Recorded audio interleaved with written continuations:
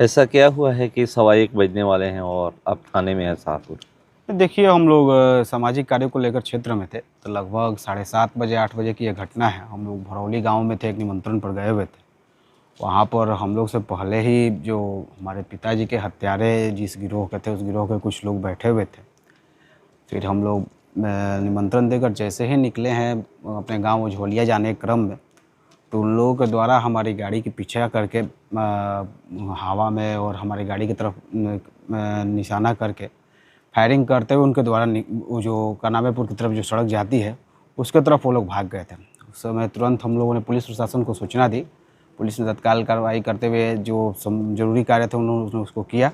उसके बाद से ही हम लोग आए हैं यहाँ पर थाना में अपनी सुरक्षा को लेकर आवेदन देने के लिए। इसी संदर्भ में हम लोग थाना में आए हुए थे। कब से थाने में आए हैं? करीब करीब हो गया 1-1.5 घंटा हो 1-1.5 घंटा। गया। जी। कितने लोग थे, कुछ देखे हैं? उस गाड़ी में तो 4-5 लोग थे। हम्म। अब चूँकि निमंत्रण पे शायद वो लोग भी पहुँचे थे या किस कारण से गए थे, ये तो जांच का विषय है। लेकिन उनकी गाड़ी के द्वारा उन लोगों के द्वारा पीछा करके हमारी गाड़ी के, हम लोग 2 गाड़ी से थे, हमारी गाड़ी को ओवरटेक करके, चूँकि मैं दूसरी गाड़ी में बैठा हुआ था, हमारी गाड़ी में दूसरे लोग बैठे हुए थे, उसको ओवरटेक करके हमारी जो गाड़ी थी उसके तरफ उसके सामने से फायरिंग करते हुए लोग निकले। कितनी राउंड फायरिंग हुई होगी?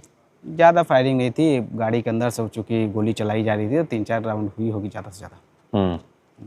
मतलब उसके बाद ये लोग निकल गए? हाँ, गाड़ी उसके बाद स्पीड बढ़ाकर ये लोग कनामीपुर की तरफ, मैंने तुरंत उसके बाद से एसडीपीओ जगदीशपुर, यहाँ पर जो हमारे थाना प्रभारी है, कनामीपुर थाना प्रभारी हैं, उन सभी को मैंने फ़ोन के माध्यम से सूचना दिया और घटना की जानकारी दी थी। इससे पहले भी कभी ऐसा हुआ था क्या? इससे पूर्व में भी 1-2 बार ऐसी घटनाएं हुई है, जब उस जो नंबर है, जिस नंबर की वो गाड़ी, उसके द्वारा मेरी गाड़ी की पीछा की गई है। पूर्व में मैंने थाना को सूचना दे रखा है फ़ोन के माध्यम से, कोई रिटर्न मैंने नहीं दिया था। लेकिन चूँकि ये घटनाएं बार बार बढ़ रही है और आज तो हद ही हो गई है, हमारी गाड़ी के ऊपर गोली चलाई गई है, तो मैंने इसको लिखित देना उचित समझा। मैंने अपने लोगों से सलाह लिया, उसके बाद से हमने इसको लिखित आवेदन यहाँ पर थाने में दिया।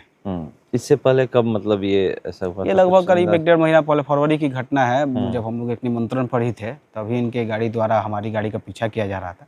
उस समय मैंने थाना प्रभारी को और जो संबंधित पुलिस पदाधिकारी हैं उनको फ़ोन के माध्यम से सूचना दिया था और जो भी कार्रवाई थी मैं उसके लिए आग्रह किया था।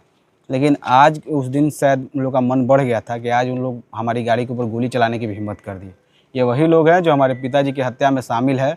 कानूनी प्रक्रिया के तहत ये लोग सजाए हफ्ता हैं, बौखलाए हुए हैं, किसी न किसी तरह चाहते हैं कि हम लोग कानूनी लड़ाई में ना आगे बढ़ पाए, इसलिए जानबूझकर हमारी हत्या करने की नीयत से इनके द्वारा हमारे ऊपर गोली चलाई जा रही है। गाड़ी नंबर याद है कुछ? जी, जी, वो भी था, हमने लिखित आवेदन दे दिया है थाने में। ये पुलिस अपने जाँच कर लेती है, अब चाहेंगे तो आप थाना प्रभारी से या जो भी संबंधित पुलिस, उनसे आप सारा डिटेल ले सकते हैं। जब आप यहाँ पहुँचे यानी थाने में फ़ोन किए तो क्या कुछ वहाँ लोग थाना जांच ने करने अपना गए फोर्स थे? भेजा, वहाँ पर वो लोग घटनास्थल पर गए थे, जाँच जो भी करना था उसको किए हैं। जो भी ज़रूरी कदम उठाना था पुलिस द्वारा वो उठाया गया है। हमने लिखित आवेदन दिया है कि जो ये इस तरह के जितने भी गिरोह सक्रिय हैं और उन पे उचित कानूनी कार्रवाई की जाए।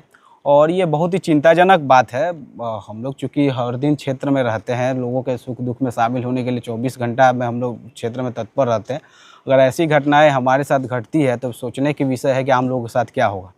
ये बहुत ही चिंताजनक विषय है। इसको लेकर हम वरीय पुलिस पदाधिकारियों से भी मिलेंगे और जो भी इसमें लोग शामिल हैं उनको उनके किए की सज़ा दी जाएगी। क्या कुछ मांग भी कर रहे हैं? नहीं, नहीं, कोई मांग नहीं है। मेरी मांग बस इतनी है कि जो भी लोग इसमें शामिल हैं या जो लोग आपराधिक माहौल बनाने की नीयत से इस तरह की घटनाओं का अंजाम दे रहे हैं, उन पे कार्रवाई हो। और पूर्व में भी हमारे, आपको पता होगा कि हमारे पिताजी की हत्या इस गिरोह द्वारा की जा चुकी है, हमारे गवाह की हत्या कर दी जा चुकी है। उस केस में ये सभी लोग सजाए हफ्ता है। मैं पुलिस के द्वारा जो मुझे सिक्योरिटी प्रदान की गई थी उसमें भी लिखा था कि इन लोगों से द्वारा मेरे जान को खतरा है। उसके बाद से निरंतर ये लोग जो जेल में बैठा हुआ अपराधी है हरेश मिश्रा और ब्रजेश मिश्रा, इन लोग के द्वारा इन पे दबाव बनाया जा रहा है। किसी तरह ये किसी भी एन कैन प्रकार ये लोग मेरी हत्या कर दें। किन पे दबाव बनाया जा रहा है? अपने जो उसके भाई एक बाहर है, बेल पर छूटा हुआ है, तथा उसका बाप जो सजाए हफ्ता था उम्र कैद का, बेल पर बाहर छूटा हुआ है। इन लोगों पे वो निरंतर दबाव बना रहा है कि किसी तरह राकेश ओझा की हत्या कर दी जाए, जिससे उस केस में जो नियमित पैरवी हम लोग यहाँ से लेकर हाई कोर्ट तक करते हैं उसको बाधित किया जा सके। कहाँ गए थे आप? हम भरौली गांव में गए थे, एक धनंजय मिश्रा है, उन्हीं के यहाँ निमंत्रण पर गए थे, तिलक समारोह था। ये भी लोग वहाँ पे गए थे? हाँ, ये लोग अब किस तरह से वहाँ पहुँचे थे, लेकिन ये वहाँ पर थे। वहाँ पे घर पे आप देखे थे इन जी, लोगों जी, को? वहाँ पर हम लोग इस लोगों को निकलते हुए बैठते हुए देखे थे।